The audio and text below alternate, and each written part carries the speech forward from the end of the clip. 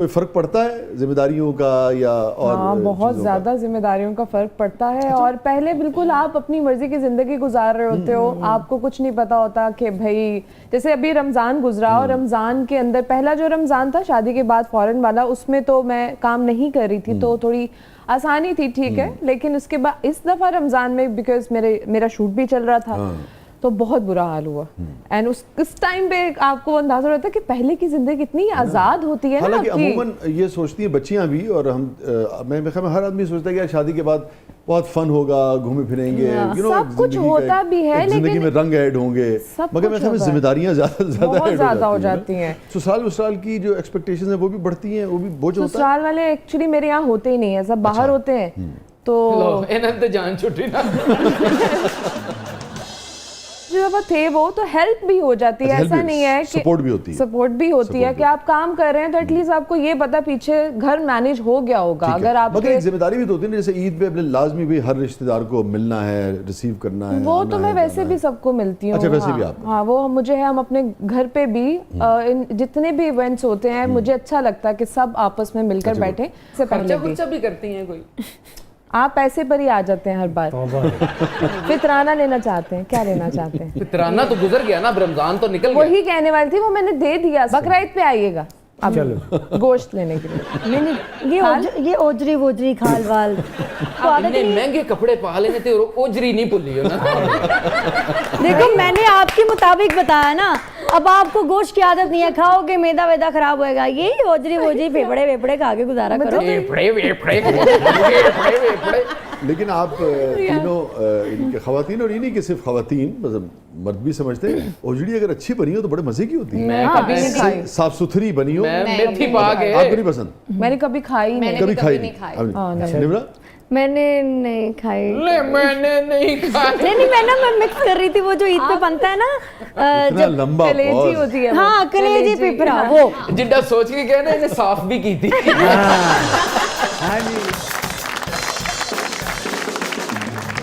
क्योंकि आप पहले भी एक अच्छा काम तो कर रही थी, मगर फिर माशाल्लाह बेपनाह अल्लाह ताला ने आपको मकबूलियत से नवाजा है, खूब पैसे भी आ गए, कहीं तो गल्ला निकल रही हैं। आती हूँ वापस, शोहरत भी जनाब आ गई। तो अब उसके बाद ही आपकी पहली ईद है, क्या फ़र्क? बहुत फ़र्क है, लोगों के रवैयों में बहुत फ़र्क है। जो पहले हमारे पहले भी ऐसी खुश हो गए, आप तो सब पहले भी बहुत अपने थे। कुछ होते हैं ऐसे लोग, आप बेहतर ईद वाले दिन सीरियस ना होना। नहीं सीरियस नहीं हूँ मैं, खुश हूँ अब तो। नहीं, लेकिन ये वाकई बड़ा सीरियस है बात। बाकायदा मुझे बताओ निम्रा कि क्या फ़र्क आया? जो सबसे मेन आया वो रवैयों में आया। आपको ना, मुझे नहीं पता, मैंने पहले सुना था ये बात कि जैसे ही आप पैसा आपको इज्जत दिलाता है, शोहरत आपको इज्जत दिलाती है, शोहरत आपको, मैं नहीं, ऐसा कैसे हो सकता है? ऐसा थोड़ी होता है, सच में होता है। आपके जो कुछ रिश्ते, कुछ दोस्त, कुछ ऐसे ताल्लुकात बहुत से ऐसे होते हैं जो सिर्फ टिके ही इन चीज़ों पे होते हैं। जैसे ही आपका वो वक्त बदलता है, लोग आके आपके साथ खड़े हो जाते हैं और उससे पहले होते हैं यार ठीक है, अच्छा ओके कर लेंगे। मतलब मैंने तो सब बदल देखा। अब तो मैं घर पे सुकून से बैठ के अल्लाह का शुक्र अदा करती हूँ। मैं कहती हूँ कि अल्लाह जो दे दिया है ना, इससे ज़्यादा मैंने ना सोचा तो बहुत कुछ होता, लेकिन जो अभी मिल गया है ना, वो बहुत मेरी एक्सपेक्टेशन से बहुत ज़्यादा है। माशाल्लाह। तो मैं बहुत खुश। अब जैसे सभी बहुत खुश हैं, वायरल हुए गाने, उसके बाद से तकरीबन कितने मिलियन जो हैं वो हिट्स हो गए होंगे उसके ऊपर? सर अभी जो मेरा पहला गाना जो गया था हिट पे, वो 15 मिलियन से ऊपर क्रॉस कर चुका है। वेरी गुड माशाल्लाह। उसके बाद ही तो उन्होंने चिंची ली है। सर ये लोग उन लोगों में से हैं कि इनका 1 अरब रुपए का बॉन्ड भी निकल आए ना, तो ये जाके चिंची ही लें। पूरी बिल्डिंग भी बना लेंगे ना, भाई चौकीदारी ही करें। नहीं बचपन की ख्वाहिशें आप तो वही पूरी करोगे ना। अल्लाह ने पैसा दे दिया, लेकिन नहीं, अल्लाह ने पैसा दिया है तो बंदा उड़ने वाली चिंची भी ले सकता है। लेकिन लेगा चिंची। सही बात है। नाज़रीन स्टे विद अस कहीं मिलते हैं चिंची के बाद। छोटे से वक्फे के बाद वापस आते हैं। हमारे साथ मौजूद है निम्रा मेहरा, हमारे साथ मौजूद है मरियम नूर, और आप सबको बहुत बहुत ईद मुबारक। कहीं नहीं जाइएगा, आप देख रहे हैं ज़बरदस्त।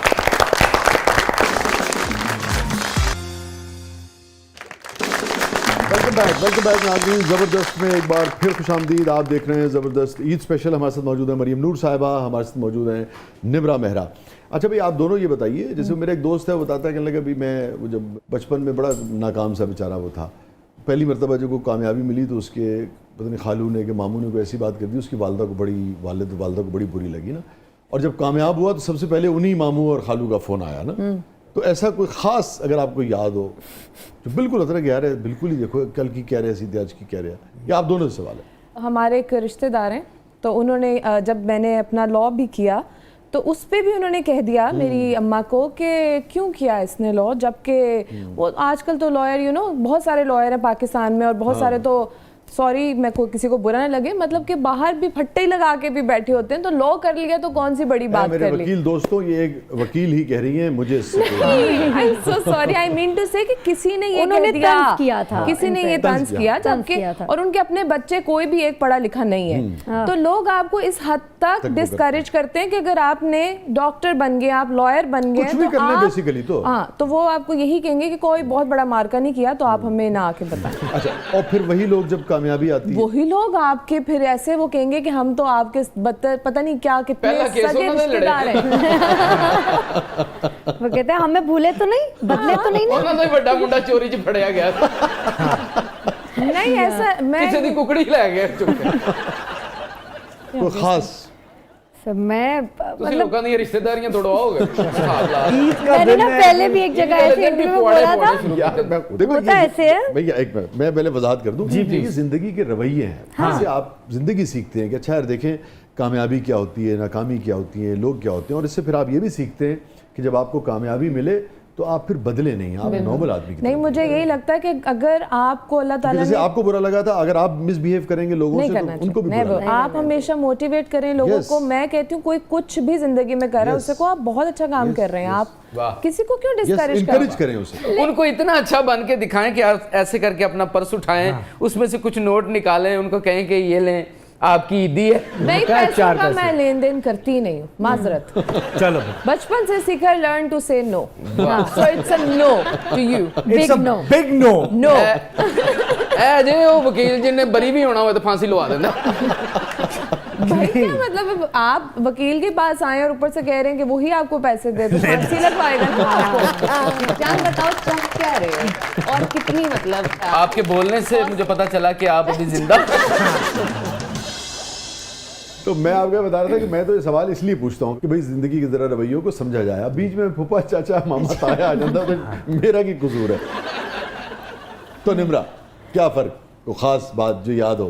हाँ, मैंने जैसे तकलीफ दी हो? फिर तकलीफ बहुत सी थी, मतलब हमारे ऐसे मतलब रिलेटिव्स भी ज़्यादा करते हैं जब आप, क्योंकि सिंगिंग प्रोफेशन में जा रहे हैं तो लोग इसको अच्छा नहीं समझते कि यार पता नहीं लड़की अब गाना गाएगी हमारे ख़ानदान की, मतलब मैंने कहा खानदान ठीक है, गाना गाना कौन सी बुरी बात है, लेकिन फिर मेरे पेरेंट्स को बहुत बातें की थी। निम्रा ने क्या आप तुसी बाथरूम में गांदे रहंदे? मैं एक बात कहूँ, जो लोग बातें सुना रहे होते हैं ना, थोड़े ही अरसे बाद वो खुद वही करना चाहते हैं, आपके पास आ जाते हैं कि ये मेरा जो जो है इसको भी आप इन करवा दें। सही तो बात वो कार्मा होता है, वो आए वही लोग आपके सामने आते हैं। अच्छा, आपकी कामयाबी तो यही है ना।